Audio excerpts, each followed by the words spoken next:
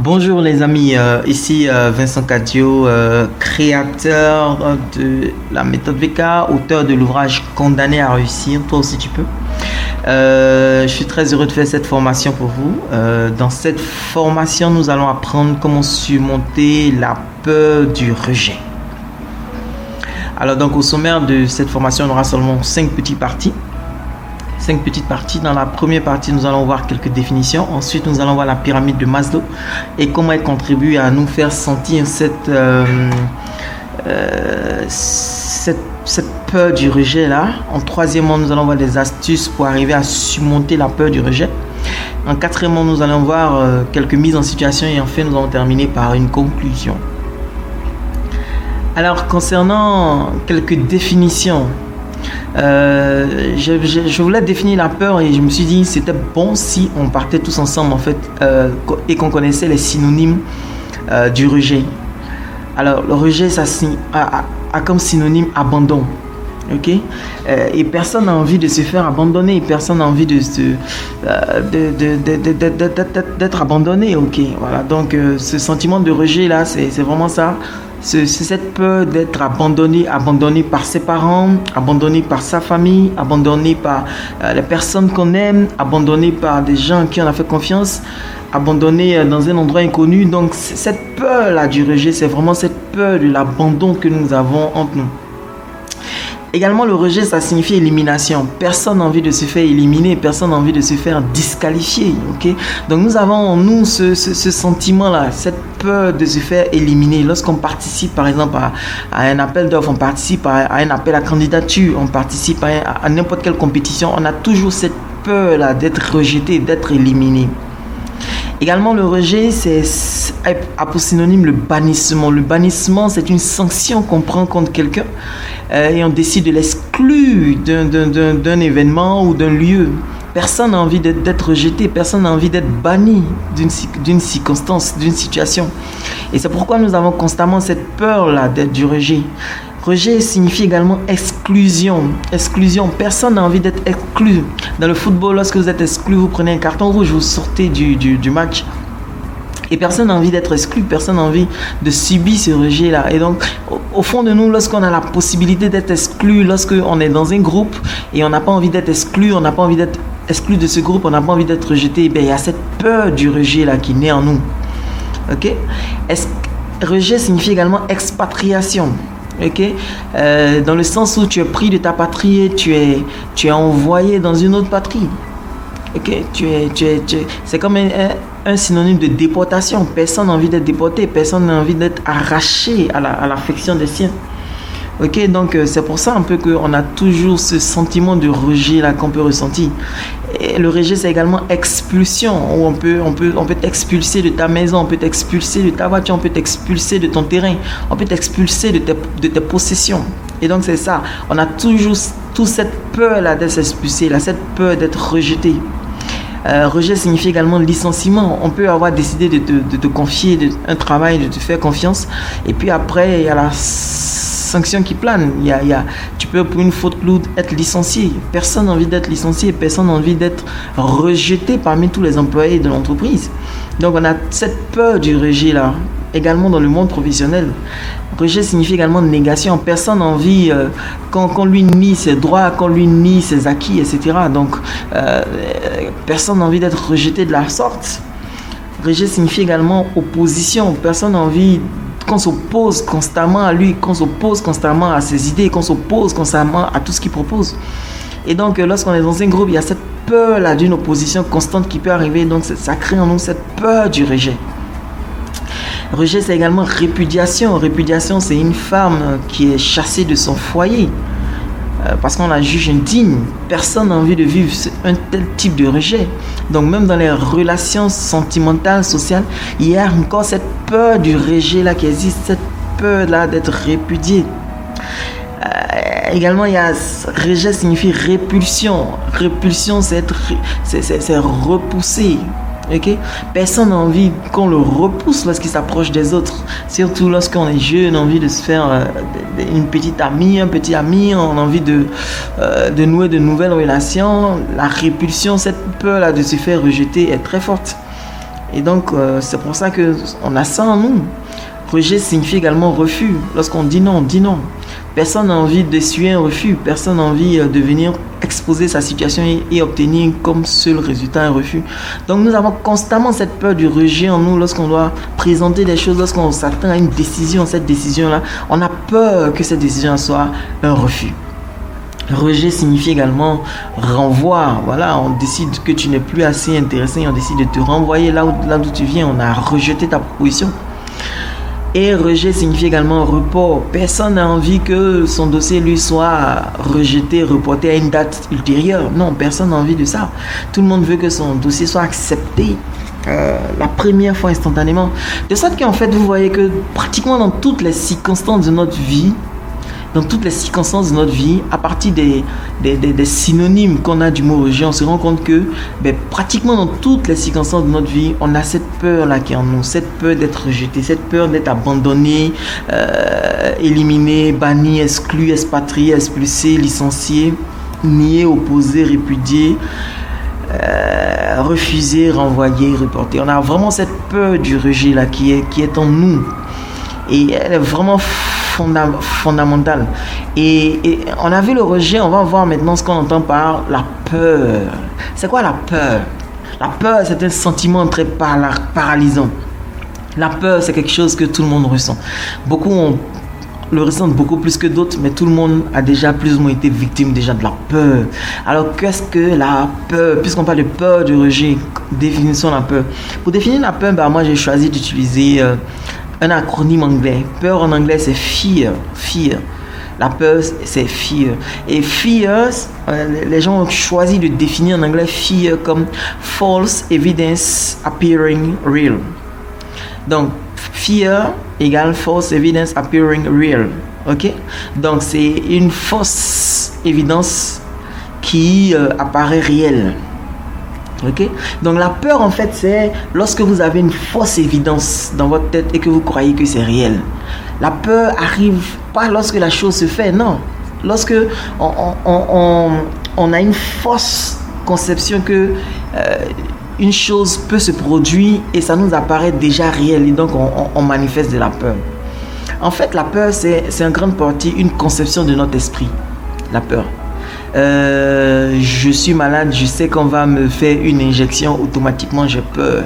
J'ai peur de quoi? En fait, j'ai peur de cette anticipation de la douleur là. Je me dis que lorsqu'on va me piquer, ça va me faire mal. Et comme je n'ai pas envie d'avoir mal, j'anticipe déjà la douleur que j'aurai. Automatiquement, j'ai peur de cette injection. Donc, en fait, la peur, c'est une anticipation de la douleur. C'est une anticipation d'un événement qui n'est même pas encore arrivé. Et c'est notre cerveau qui est capable d'anticiper parce que l'anticipation, ça n'existe pas. Ok, ça n'existe pas. On peut pas, on ne touche pas le futur. On n'a que le présent à toucher. Donc l'anticipation n'existe pas. L'anticipation est un concept que nous arrivons à mettre dans notre tête. Aujourd'hui, on est aujourd'hui. Rien ne dit que demain va exister, mais on arrive à programmer ce qui va se passer en 2017, en 2018, en 2019. Donc on fait une anticipation.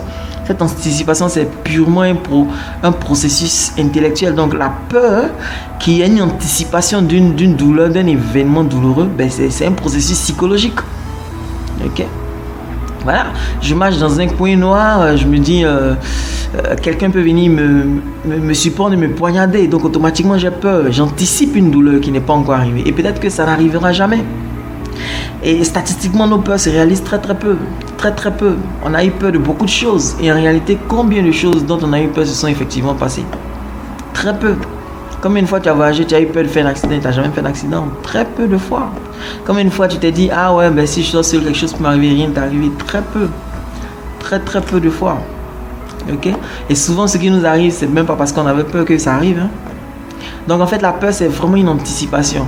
C'est une anticipation de douleur. Ah ouais, je vais partir à cet entretien là, vraiment, oh là là, ils vont me malmener. Tu as peur automatiquement. Et tu arrives là-bas, ça se passe même pas comme ça se passe plutôt relax. Tu as eu peur pour rien. Tu vois quelqu'un, tu as envie de lui parler, un joli garçon, une jolie fille, tu as envie de lui parler, tu as peur que cette personne-là te rabroue, te donne une mauvaise parole. Et toi, si tu as peur, mais peut-être que tu en vas lui parler, puis la personne est adorable. Donc, tu as eu peur cadeau. Donc, la peur, en fait, c'est une anticipation de la douleur. C'est une anticipation de quelque chose qui va arriver et ça ne va pas se faire. Donc, en fait, ce que je veux dire ici, donc, en définitive, qu'est-ce que finalement la peur du rejet? Alors, si tu m'as bien suivi, la peur du rejet, c'est quoi? La peur du rejet, c'est une anticipation prématurée d'un rejet qui ne se produira peut-être jamais. Donc, la peur du rejet, on a peur de façon prématurée, on anticipe de façon prématurée une situation de rejet qui peut-être ne se produira jamais. Donc, comment est-ce que donc on peut donc arriver à surmonter cette peur du rejet là? Ben, avant de le dire, on va regarder également la pyramide de Maslow pour voir que cette anticipation de douleur là, on la ressent pratiquement à tous les niveaux. Il y a personne, peu importe son niveau, qui dit qu'il n'arrive pas à ressentir une peur du rejet. Parce que physiologiquement, pour ceux qui ne connaissent pas la pyramide de Maslow, en fait, la pyramide de Maslow, c'est une pyramide qui donne un peu les besoins qui surviennent dans la vie d'un individu. Ça commence d'abord par les besoins physiologiques en fait. Ce sont des besoins naturels. La faim, la soif, la sexualité, la respiration, le sommeil, l'élimination. En fait, tout le monde en a besoin. Lorsque ce besoin-là est satisfait, on a mangé, on a bu, etc. On est prêt à passer à un niveau de besoin supérieur. Donc, quelqu'un qui a faim, qui a soif, n'a pas encore d'autres besoins. Une fois que ces besoins primaires là, de faim, de soif, de sexualité, de respiration, de sommeil, d'élimination sont satisfaits, d'autres besoins apparaissent. Le besoin de sécurité. Ok, donc le besoin d'être dans un environnement stable et prévisible, sans anxiété ni crise. Quand on a faim, on s'en fout qu'il n'y ait pas la sécurité, on veut manger. Mais une fois qu'on a fini de manger, une fois qu'on est rassasié, une fois que les besoins physiologiques sont satisfaits, on a de nouveaux besoins, le besoin de sécurité. Et une fois que le besoin de sécurité est satisfait, on a les besoins d'appartenance et d'amour. On a besoin de ressentir l'affection des autres, la considération des autres, d'appartenir à des associations, etc., etc. C'est des besoins qui viennent une fois que les besoins primaires, là, physiologiques et sécurité ont été satisfaits. Okay? Personne ne va vouloir être membre d'une association s'il ne sait même pas qu'est-ce qu'il va manger, s'il ne sait pas comment il va dormir. Et s'il ne sait pas où il va dormir, ok? Ces besoins d'appartenance là arrivent un peu plus tard. Et puis après les besoins d'appartenance arrivent les besoins d'estime. On veut que les autres aient confiance en nous, on veut que les autres nous respectent, on veut la reconnaissance, on veut l'appréciation des autres, etc., etc. Ok, lorsqu'on est, si je prends par exemple dans le domaine télécom, le client il veut au départ que ça puisse fonctionner, que ça marche. Ensuite il veut pouvoir recharger quand il veut, etc., etc. Et puis au fur et à mesure, voilà, il consomme, il veut qu'on récompense sa fidélité, il veut sentir que c'est un bon client, c'est un client qui a de la valeur, etc. Ce sont des besoins qui arrivent bien plus tard en fait. Et pareil dans la vie des hommes, le besoin d'estime, que les gens aient confiance et nous respectent, c'est des besoins qui viennent beaucoup plus tard. Et puis au sommet de la pyramide, il y a le besoin d'accomplissement de soi, ce besoin de savoir que vraiment on a réalisé tous ces objectifs, on y est arrivé, on y est parvenu, on est un modèle pour les autres. C'est des besoins élevés qui ne se manifeste qu'une fois que tous les autres besoins précédents sont là. Et puis il y a un nouveau besoin qui est en train de se manifester, c'est ce qu'on appelle le besoin d'éternité, qui est au-delà de l'accomplissement de soi. C'est le besoin d'éternité où une personne sent le besoin de rester éternellement sur la terre, okay? Ou alors de rester éternellement au pouvoir, ou alors d'ériger des monuments en son honneur. Ça, c'est le besoin d'éternité qui se manifeste. Pour que vous ayez envie d'avoir un monument en votre honneur, il faut que tous ces autres besoins-là soient déjà satisfaits. Okay? Et donc ça, c'est la pyramide de Maslow. Et nous allons voir qu'en fait, cette pyramide de Maslow-là, elle est un peu à la base de la peur du rejet que nous ressentons souvent. Les besoins physiologiques, lorsque on veut les satisfaire et qu'on n'y arrive pas, on a un sentiment de rejet. Si j'ai faim et que je demande à manger et que j'ai pas de l'argent et que je demande à manger, je fais face à cette possibilité-là qu'on me refuse la nourriture, qu'on me rejette. Même si je mendie, on peut me rejeter. Si j'ai soif, on peut refuser de me donner de l'eau, on peut refuser de me donner à boire. Peut-être que d'autres sont en train de boire du champagne à une cérémonie. Je peux venir, je dis je veux boire le champagne aussi, on me dit non, c'est pas réservé pour toi. Ok, donc je peux me faire rejeter. Concernant la sexualité, si vous avez déjà essayé d'entamer une relation avec une fille ou avec un garçon, vous voyez que vous pouvez faire rejeter. Il faut user beaucoup de stratégies pour pouvoir finalement assouvir ce besoin de sexualité là. Donc on fait face à beaucoup de rejets. Par rapport à la respiration, vous pouvez, si vous êtes dans une atmosphère où vous n'arrivez pas à respirer convenablement, ou voilà, vous avez besoin de ça. Par rapport au sommeil, voilà, vous pouvez décider au travail, vous êtes fatigué, vous avez envie de vous reposer, on peut vous refuser ça. Donc, vous pouvez vous sentir rejeté. Vous avez peut-être un besoin pressant d'aller au petit coin pour vous soulager, on peut vous refuser ça. Donc, même dans tous ces besoins physiologiques-là, la peur du rejet existe. La peur qu'on nous refuse ça existe. Également au niveau des besoins de sécurité, vous pouvez avoir envie d'être dans un environnement stable et prévisible. On vous refuse un contrat à durée indéterminée. Même un CDD, on vous le refuse. Donc vous êtes dans une situation précaire, dans une situation où vous avez une certaine anxiété, où vous êtes en crise. Ok? Et donc vous avez cette peur-là du rejet. Est-ce que je vais être gardé? Est-ce qu'on va me conserver? Est-ce qu'on va me confirmer? Ok? Le besoin d'appartenance et d'amour, vous voulez de l'affection, vous voulez que les autres vous aiment, etc. Mais les gens peuvent décider de vous rejeter. Vous pouvez être amoureux follement d'une personne qui ne ressent pas la même chose pour vous ou qui ressent totalement du dégoût pour vous. Donc, c'est un sentiment de rejet énorme qu'on peut ressentir. Le besoin d'estime, la confiance et le respect de soi. Voilà, on peut être arrivé à une position, mais personne n'a de respect pour nous. Tout le monde s'en fout un peu de nous. Ou alors, bon, je fais un appel à candidature, je viens sur une nouvelle position, mais l'équipe que je trouve n'a aucun respect pour moi. Donc, mais est-ce qu'on va m'accueillir? Est-ce qu'on va m'accepter? Est-ce qu'on va me laisser travailler, etc. Donc, on a cette source de stress là. Et le besoin d'accomplissement de soi. Peut-être que je travaille, c'est ça, mais quel est le sens de ma vie? À quoi je contribue? À quoi je sers? À un moment, on peut penser qu'on ne sert à rien et se sentir rejeté. Ok? Donc vraiment, la pyramide de Maslow montre que tous les besoins par lesquels un être normal passe, tous ces besoins sont source de stress pour lui et il ressent encore cette sensation de rejet là. Donc vous comprenez que c'est vraiment quelque chose de très important qu'il faut arriver à surmonter, cette peur du rejet là. Et donc nous arrivons vraiment dans le chapitre clé de cette formation, le chapitre numéro 3, où nous allons voir 11 astuces pour arriver à surmonter la peur du rejet. Alors, première chose que tu dois comprendre, tu es un vainqueur depuis les origines. Tu dois comprendre que aujourd'hui, les gens peuvent vouloir te rejeter, mais tu es un vainqueur. Et depuis les origines, c'est depuis le moment où ton père et ta mère se sont unis. Alors que tu n'avais ni cerveau, ni bras, ni pied, tu as été le plus rapide. Tu es arrivé, c'est toi qui as fécondé l'ovule. Tu es un vainqueur depuis les origines. Tu as dépassé tous les autres qui étaient en course. Tu es arrivé, donc depuis les origines, tu es un vainqueur. Tu ne peux pas, alors que tu étais un vainqueur depuis les origines, aujourd'hui te considérer comme un bon à rien. Non, tu ne peux pas accepter ça. Tu es un vainqueur. Et si même tu doutais de ta capacité, je te le rappelle, tu es un vainqueur parce que dès le début, c'est toi qui y es arrivé, alors que tu n'avais ni bras, ni pieds, ni force, ni intelligence. Et aujourd'hui, tu as des bras, des pieds, tu sais parler, tu sais exprimer. Tu as un potentiel intellectuel, tu es allé à l'école et tu baisses les bras. C'est inacceptable, inadmissible. Ok, donc tu es un vainqueur, donc n'aie pas peur de te faire rejeter parce que tu as du potentiel, tu es un vainqueur dès le départ. Deuxième élément, non seulement tu as été vainqueur dès les origines, mais également tu as vaincu toutes les maladies. Si tu vis en Afrique comme moi, si tu vis en Côte d'Ivoire, le palu a tenté de finir ta vie, mais tu as résisté. La grippe a tenté de finir toi, mais tu as résisté. Toutes sortes de maladies ont essayé d'affecter ta vie, mais tu as résisté alors que tu n'avais ni intelligence ni conscience. Tu as résisté à tout cela. Donc c'est pas aujourd'hui que tu vas venir te plier parce que quelqu'un ou quelqu'une décide de te rejeter. Non, tu es un vainqueur. Et il faut que tu prennes vraiment conscience de cela. Autre chose que je veux que tu comprennes, c'est qu'aucune de tes limites n'est insurmontable. Peut-être qu'aujourd'hui tu ne sais pas parler, et pour ça on te rejette, mais aucune de ces limites n'est insurmontable. Même si tu es bègue, tu peux arriver à parler correctement. Et ça, moi, mon grand frère arrivait à le faire. Il bégayait dangereusement, mais aujourd'hui il te parle correctement. Aucune limite n'est insurmontable. Aucune limite n'est insurmontable.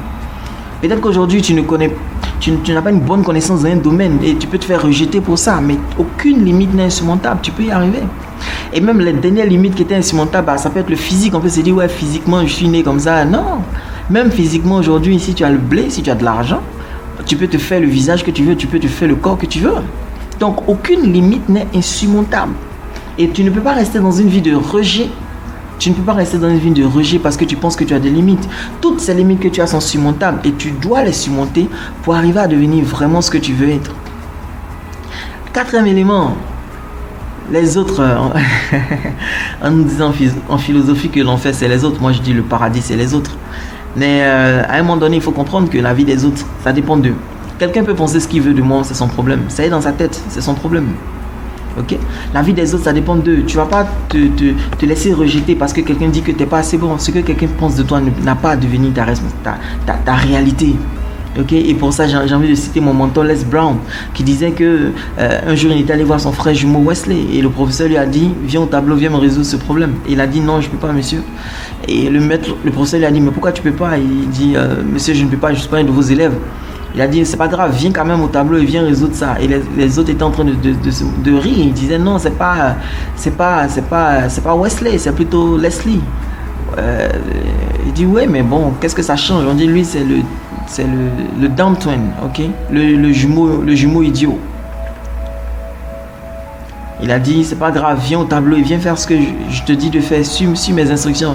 Il a dit monsieur, je ne peux pas. Il dit mais pourquoi est-ce que tu ne peux pas? Il dit que on m'a détecté comme attardé mental. Et quand il a dit ça, le prof s'est levé de derrière son bureau et il est venu devant lui, il a regardé droit dans les yeux, il lui a dit ne répète plus jamais ça de ta vie.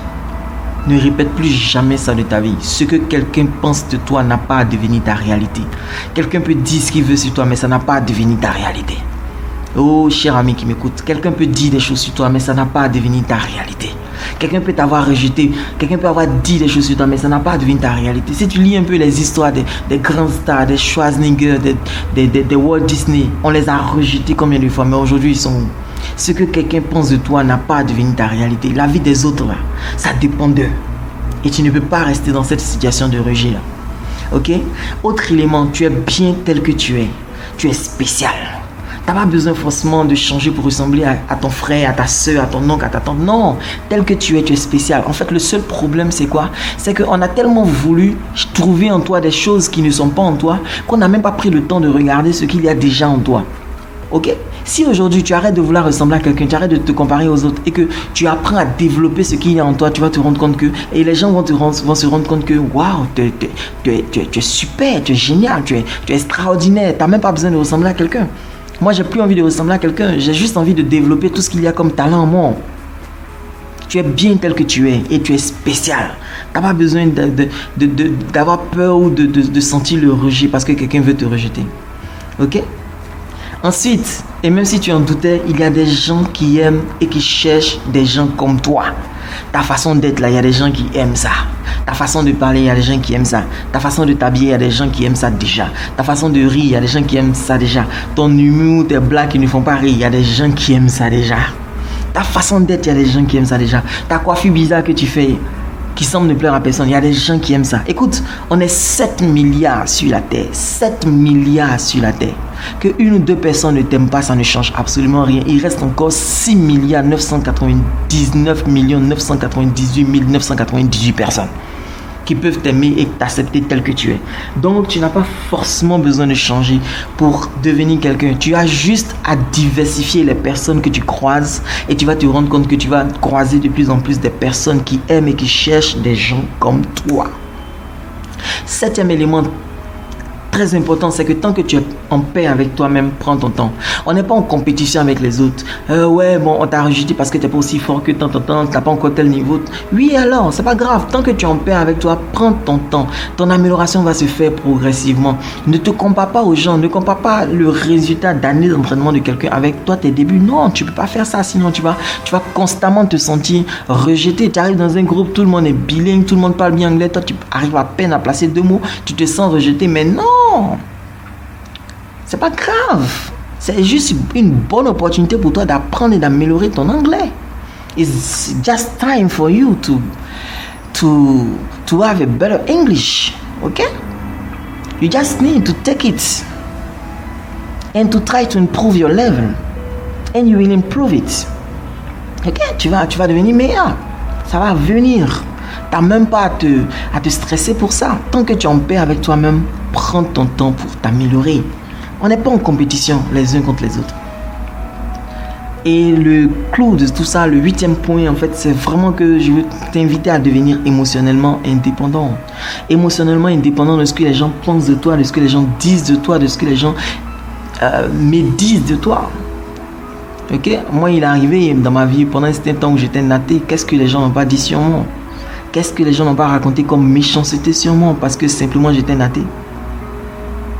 Aujourd'hui, j'ai coupé mes nattes. Les mêmes gens qui ont raconté toutes sortes de méchancetés sur moi, c'est les mêmes gens qui sont redevenus mes camarades.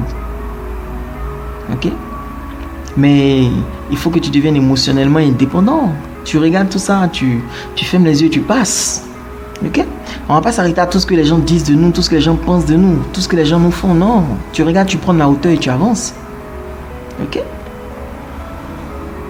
Encore une fois, 9e point, ce que quelqu'un pense de toi, bah ça le regarde lui. C'est pas toi que ça regarde, c'est lui que ça regarde. Ok? Donc vous pouvez laisser les gens penser tout ce qu'ils veulent de vous. L'essentiel, c'est de rester en équilibre avec vous-même. L'essentiel, c'est de rester en paix avec vous-même. 10e élément et avant-dernier élément, ben, celui qui te rejette en fait, il ne te dit pas non à toi. C'est à lui-même qu'il est en train de dire non. Parce qu'il se prive de découvrir la personne géniale et extraordinaire que tu es. Et s'il se prive de découvrir qui tu es, ben, il fait du mal à qui? Ben, il se fait du mal à lui-même. Donc, t'as pas à t'inquiéter parce que ouais, telle personne m'a rejeté, telle personne m'a rejeté. Et si une telle entreprise m'a rejeté. Et alors, c'est eux qui ont loupé l'opportunité d'avoir un bon candidat comme toi. Moi, je voulais travailler avant à Unilever. J'ai fait au moins trois parcours de recrutement à Unilever. Et à aucun de ces parcours, j'ai été retenu. Et j'ai décidé que personnellement, je ne travaille plus pour Unilever. Depuis là, on m'a fait au moins 3 ou 4 propositions pour retourner à Unilever, mais je ne suis plus jamais parti dans cette entreprise. Vous n'avez pas voulu me prendre, mais moi, je m'en fiche. Moi, je sais qu'il y a quelqu'un, une bonne entreprise qui va me prendre. Et c'est vous qui avez loupé l'opportunité d'avoir quelqu'un de talentueux comme moi. Ok, donc celui qui te rejette, il se dit non à lui-même. Hein. Voilà. Tu veux, je sais pas moi, démarrer une relation avec une jeune fille, elle ne veut pas de toi, bah, elle perd l'opportunité d'avoir un gars spécial comme toi. Ok? Voilà, donc il n'y a vraiment pas de problème, quoi. On n'a pas à se stresser pour ça. Tu dis non, bah basta. Les jolies filles, il y en a beaucoup dehors. Ok? 11e et dernier élément, aucune parole ne peut te blesser sans toi. Et ça, je voulais le dire. Beaucoup de gens qui sont victimes de la peur du rejet, en fait, ils ont peur qu'on les blesse. Ils ont peur qu'on les blesse par des paroles.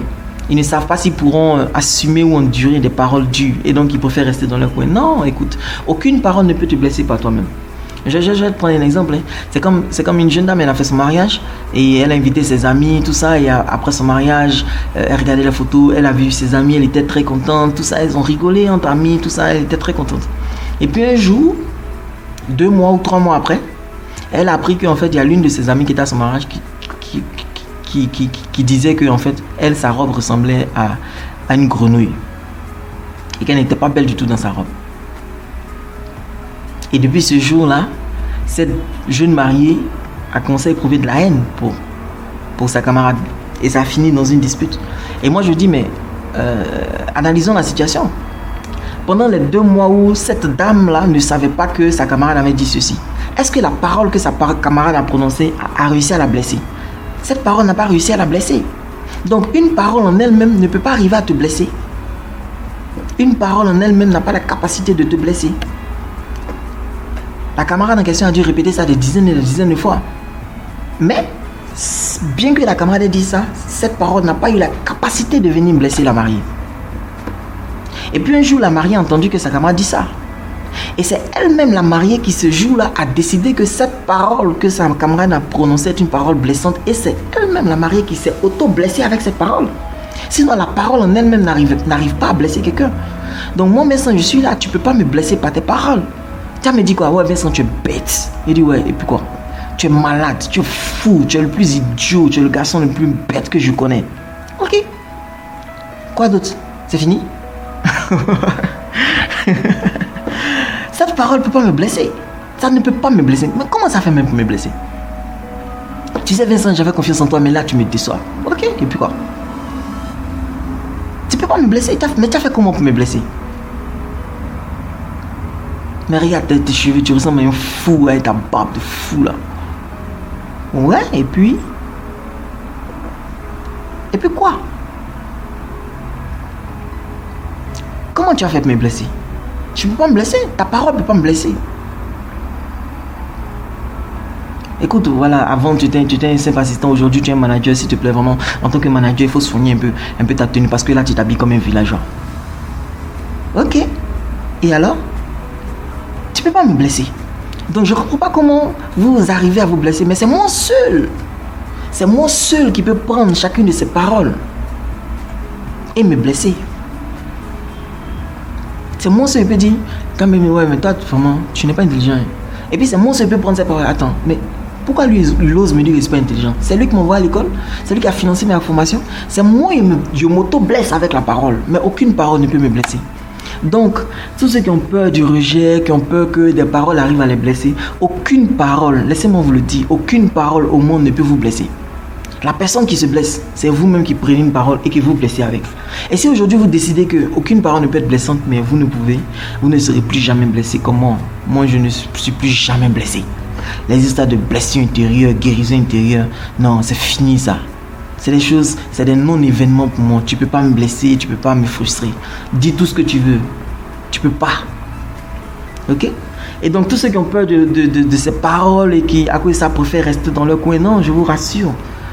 Je vous rassure, on ne peut pas vous blesser. Ok? Et donc, nous allons terminer donc, cette formation-là rapidement par quelques mises en situation. Ok? Voilà, vous avez envie d'approcher un inconnu, automatiquement, il y a la peur du rejet qui fait surface. Est-ce qu'il ne va pas me rejeter? Est-ce qu'il ne va pas me rejeter? Pour ça, qu'est-ce que vous avez à faire? Vous appliquez la règle de 3 secondes. 1, 2, 3, go, vous allez. Ok? Je vois mon patron, je vais lui parler. 1, 2, 3, paf, je vais lui parler. J'attends pas que le moment soit favorable ou pas. J'y vais, je vais lui parler. C'est à lui de me dire que le moment est bon ou pas. Ok, je vois socialement, je vois, je sais pas moi, je vois qui? Je vois un businessman ou bien je vois un business angel, quelqu'un qui finance des entreprises, qui peut financer mon business. Je le vois, 1, 2, 3, paf, je vais lui parler. Je réfléchis pas. Après, ici, il commence à réfléchir, me dit, ah ouais, mais bon, est-ce que c'est le bon moment? Est-ce que je dois pas attendre? Est-ce que non, tu y vas. Qui te rejette? Si te rejette, tant mieux. Si t'as pas rejeté, tant pis. Ou alors si te rejette, tant pis. Si t'as pas rejeté, tant mieux. Ok? Voilà, je vois une jolie fille qui est belle, bien sapée, elle a un teint noir, naturel, elle a porté une longue robe qui lui arrive en dessous des genoux. Elle est décente, elle est belle, elle est propre, elle est séduisante. Waouh, j'ai envie de lui parler, mais je vais lui parler 1, 2, 3 direct. Ok? J'attends pas. Ok? Voilà, donc plus tu auras cet esprit-là, d'aller parler aux gens directement, tu vas voir que la peur du rejet n'aura même pas le temps de t'envahir en fait. Ok? Ensuite, lorsque tu vas parler aux gens et que tu vas parler aux inconnus, il faut que tu apprennes à sourire. Il faut que tu apprennes à sourire. D'ailleurs, même tous ceux qui m'écoutent dans cette vidéo, souriez que je vois. Vous devez apprendre à sourire. Parce que quand tu viens parler à quelqu'un que ton visage est serré, tu deviens effrayant. Il peut te prendre automatiquement pour quelqu'un qui vient l'agresser. Non. Il faut que tu apprennes à sourire. Quand tu viens parler à quelqu'un que tu ne connais pas, il faut que tu souris. Et même si ce n'est pas sourire, apprends à sourire. Fais des efforts devant le miroir pour apprendre à sourire. Plus tu vas apprendre à sourire, plus tu vas voir que tu vas moins te faire rejeter. Ok? Et puis toujours lorsque tu arrives, tu parles à des inconnus, il faut toujours avoir par exemple ces 2 questions. Première question, alors comment ça va? Pour prendre des nouvelles et la journée, c'est bien passé, etc. Automatiquement, ça détend les choses. Ça détend les choses. Ok, on ne va pas obtenir directement un rejet lorsqu'on pose alors comment ça va, la journée ça s'est bien passé, tout ça. Généralement c'est des oui. Et lorsque la personne commence à vous donner des oui, généralement la conversation est amorcée. Donc n'ayez plus peur d'approcher des inconnus. N'ayez plus peur d'approcher des inconnus. Moi qui suis là, j'étais un vrai timide. Un gros timide qui avait peur d'approcher les inconnus. Jusqu'à aujourd'hui, je continue de me soigner parce qu'on arrive à certaines réunions organisées par la Banque mondiale, par des organismes internationaux, etc. On a souvent des directeurs mondiaux qui arrivent, tout ça. Se lever, prendre le courage pour aller leur parler. Je vis encore cette peur du rejet là.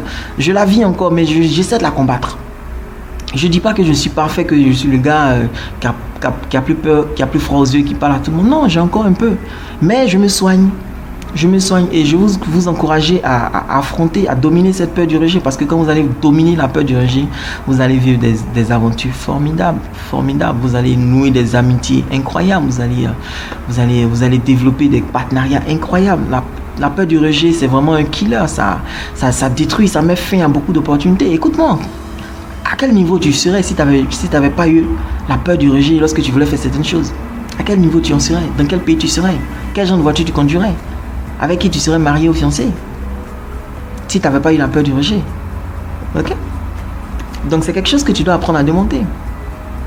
Pour ceux qui sont en situation de vente, et là je veux éclaircir un peu les choses. Oh, vraiment les gens ont peur de la vente parce qu'on se dit que c'est le métier où on doit endurer le plus de rejets. Non. Je veux rétablir quelque chose de très important. La vente n'est pas compliquée.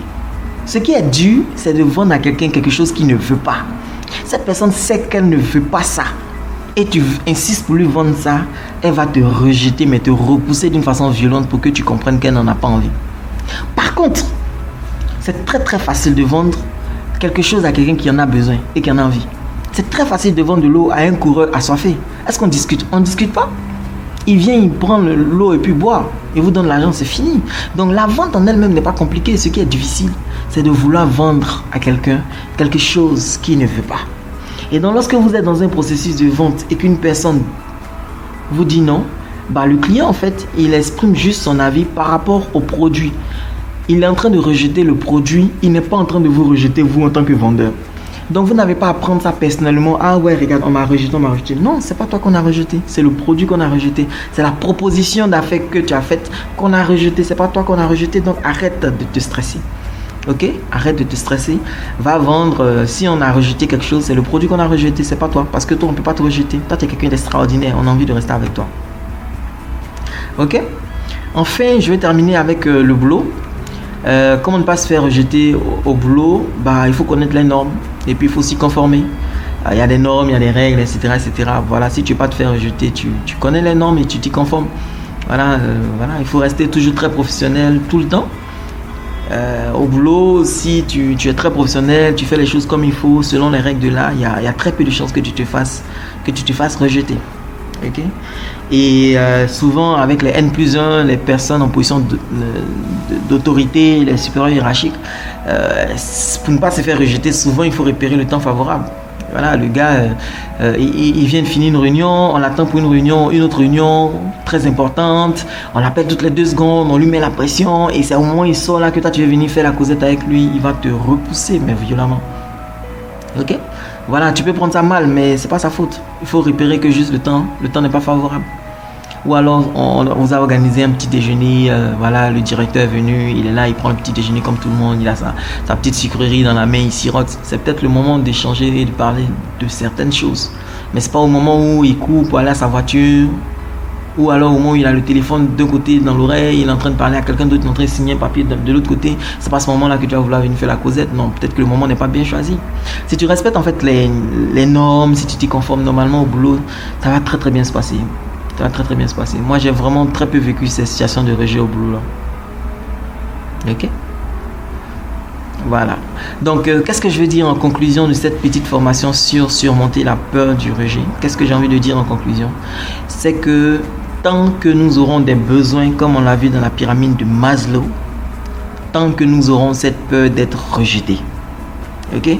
Donc, cette peur du rejet, c'est quelque chose qui est inhérent à notre vie parce que dans notre vie, nous aurons des besoins. Donc, parce que nous avons des besoins, nous serons rejetés. Donc, ça ne sert à rien de vouloir ne pas ressentir cette peur du rejet. On va la ressentir jusqu'à la mort. Ok?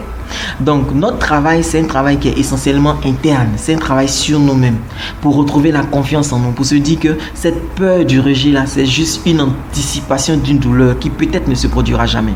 Donc, si on sait comment s'y prendre, on a de très fortes chances que cette douleur là ne se produise jamais. Ok, notre travail, c'est vraiment un travail essentiellement interne, de retrouver la confiance en nous, de se dire que ce qu'on est, on a de la valeur, on est différent et on est largement comme il faut. On n'a pas besoin de changer pour quelqu'un ou pour quelque chose. Ok, voilà. Et si jamais il arrive quand même une situation délicate et que vous êtes victime de quelque chose qui peut ressembler à un rejet. Moi, il ne croit pas qu'on peut me rejeter. Moi, on ne peut pas me rejeter. On peut rejeter une proposition que je fais, mais moi, pas. Moi, tu ne peux pas me rejeter. Ok. Voilà. Donc, en situation délicate, toujours se rappeler qu'il y a une énorme différence entre le sujet rejeté et la chose rejetée. Le sujet rejeté, c'est toi. La chose rejetée, c'est ce que tu proposes. Il y a une grande différence entre rejeter ce que tu proposes et te rejeter toi-même.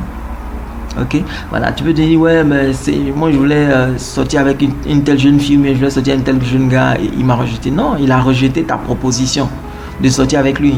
C'est pas toi qui l'as rejeté, c'est ta proposition qui l'a rejeté. Ok, donc c'est très différent. Donc voilà un peu c'est ce que je voulais vraiment dire. C'est Vincent Cadio, pour ceux qui nous prennent peut-être en marche, auteur de l'ouvrage Condamné à réussir, toi aussi tu peux, tome 1 et tome 2. J'ai pris vraiment plaisir à faire cette formation Surmonter la peur du rejet. J'espère que ça t'a donné quelques éléments et que ça te permettra de surmonter un peu plus la peur du rejet. Donc c'était vraiment Vincent Cadio, j'ai pris beaucoup de plaisir à faire cette vidéo. J'espère que tu as pris autant de plaisir à la regarder que moi j'ai pris à la faire. Et si ça t'intéresse d'aller beaucoup plus loin, tu peux acquérir mon ouvrage Condamné à réussir, le tome 1 et le tome 2. Je pense que ça va continuer à te faire beaucoup de bien. Sur ce, que Dieu vous bénisse. Merci.